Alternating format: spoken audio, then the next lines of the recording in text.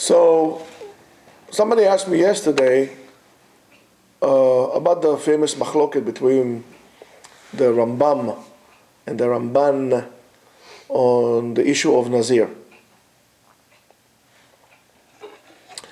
The machloket is that at the end of the Masechta, at the end of Nazirut, the Nazir has to bring a korban. And the question is, why is he bringing the korban? The answer is, according to the Rambam, is because he needs to bring a korban because he did something wrong. And what he did wrong, he prevented himself from eating and drinking and enjoying food that HaKadosh Baruch Hu gave him, so therefore he has to bring a korban. The Ramban, Nachmanides, said, no. He brings a korban because he was on such a high level and he's bringing himself now to a regular level. That's why he has to bring a korban. Of course, there are two completely opposing opinions. So one can say, who are we to say, but one can say, I like this one or I like that one. And I think this one is right and this one is not right. But who are we to do that? And yet, that's the easiest thing to do. Everybody can do. And anybody can do. So let's see. Let's see what it is. I feel very close to the Rambam and the Ramban. I'll start with the Rambam because it makes a lot of sense. The Rambam makes a lot of sense. We know that if a person, the Gemara tells us that if a person saw something that he really likes and he wants to eat it, and he doesn't eat it, he's atid laten et adin on say. The Kadosh Baruch Hu is going to ask him, I gave you such a wonderful thing. Why did you want to do it? Why did you want to make a bracha to eat?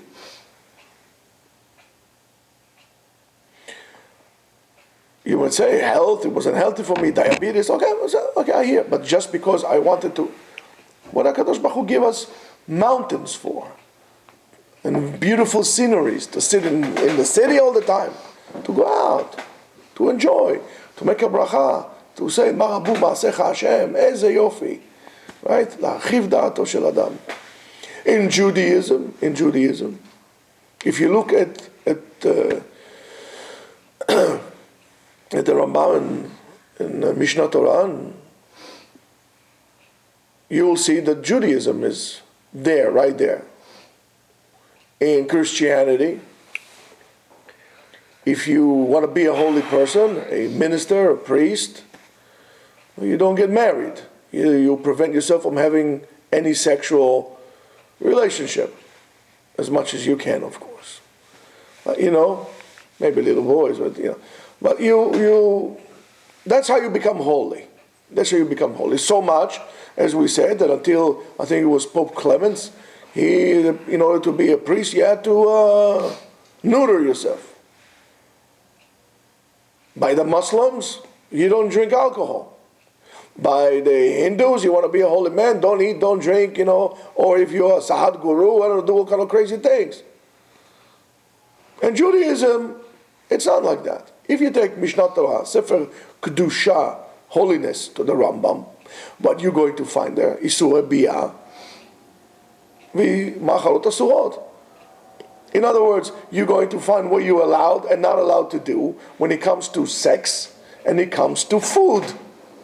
In other words, in order to be holy, you need to know and define the boundaries.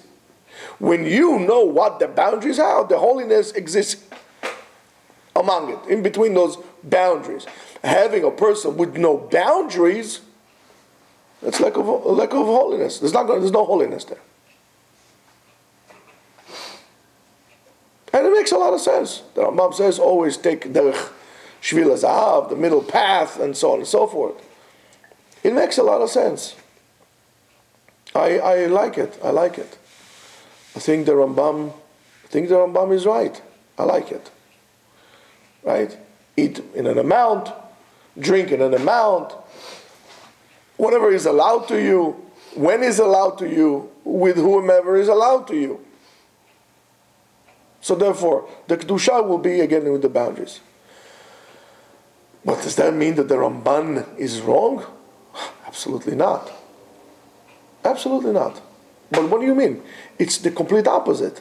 But no, it's not. And the Ramban is beautiful when it comes to that.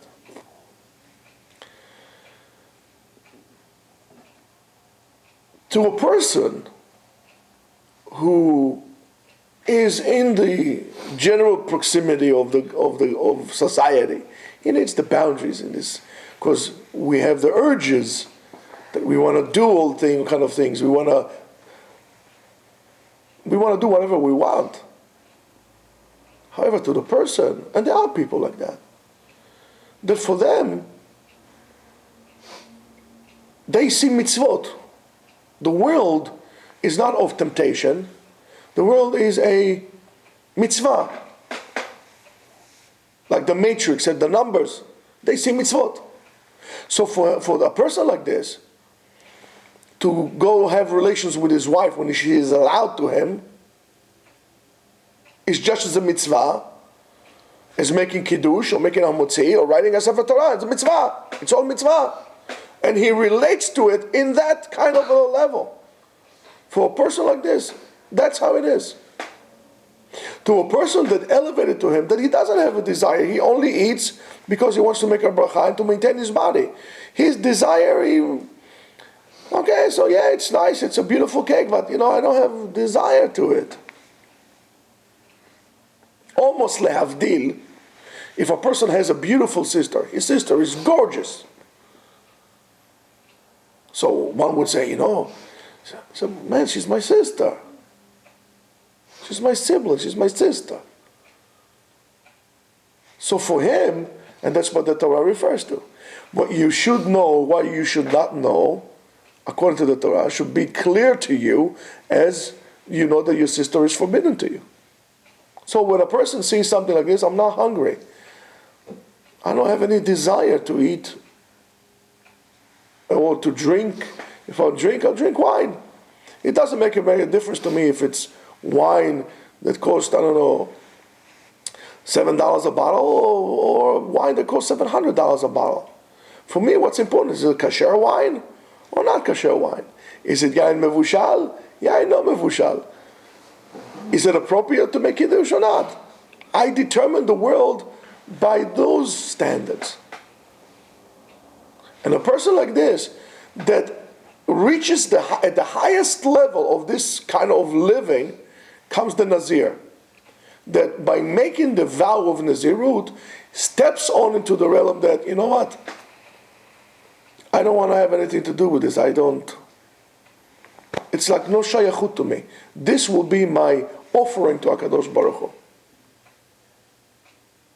So to a person like that reached this level, according to the Ramban, from him to go down and not to be able to consume and to eat and to unpurify himself, that's a way down.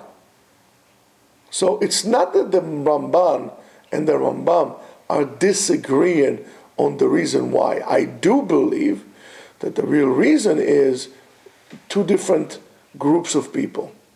To the herd, to the people, you need the Rambam. And for those 0.1% of the population, that for them, things are just a mitzvah, and if it's not for me, it's not mine, I don't have any desire for it. Whether it's somebody's wife or somebody's car or somebody's house, it's not mine. Elishum, I don't have a desire. I'm only desired to what I'm allowed. And when he reaches out this higher level, so the Ramban talks about those people and the Rambam talks about the other people. The danger is that you don't know where you're holding.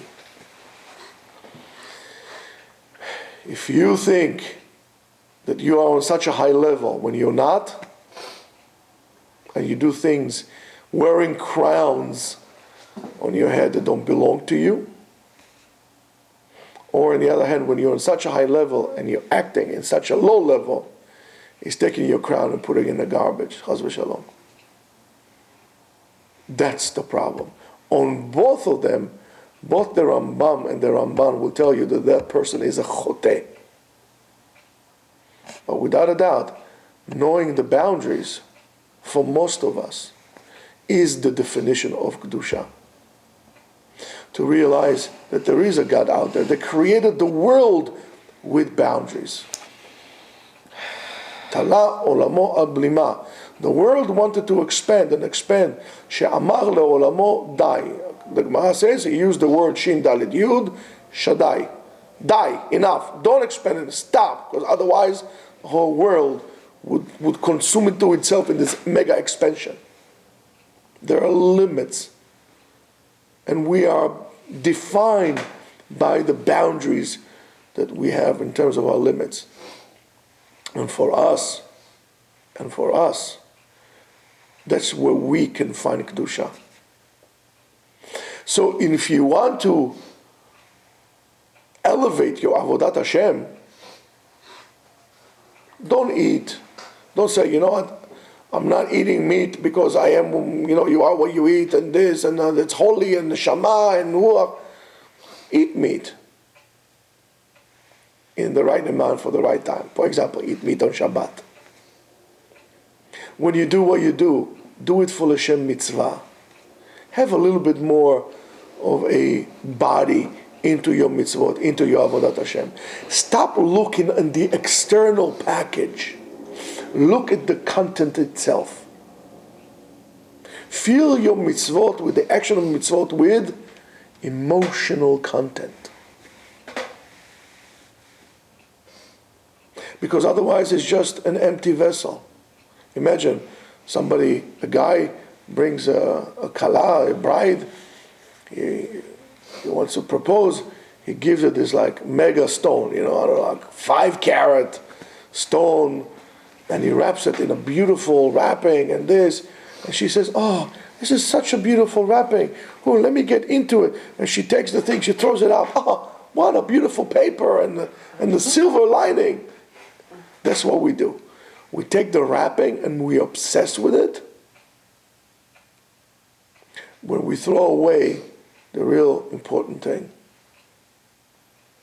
And in order to gain that, we need to put more kavanah and intent and emotion into our mitzvot. By doing so, you'll be able to elevate yourself in the Kedusha as well. Have a good day.